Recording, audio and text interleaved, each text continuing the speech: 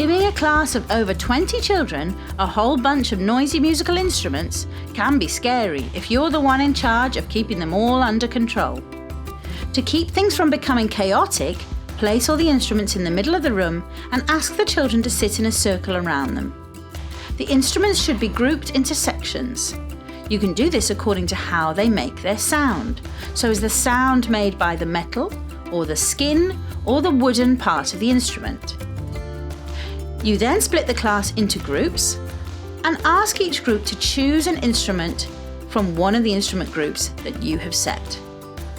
Once your young learners have all got an instrument, you can invite them to start making sounds. Invite one of your pupils to act as a conductor. This gives the class a focal point and helps keep everyone together. Set out clear gestures to tell everyone how loudly or quietly to play their instruments. And importantly, a clear gesture that tells the group when to stop.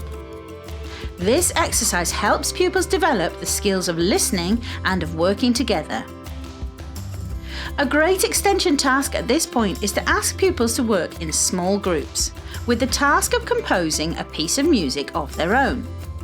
Give them a starting point, like a picture or an emotion that they have to evoke using their instruments.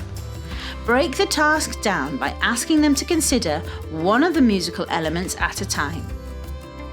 Getting your young learners to create their own music is a rewarding and inspiring activity that you can use to explore ideas and feelings.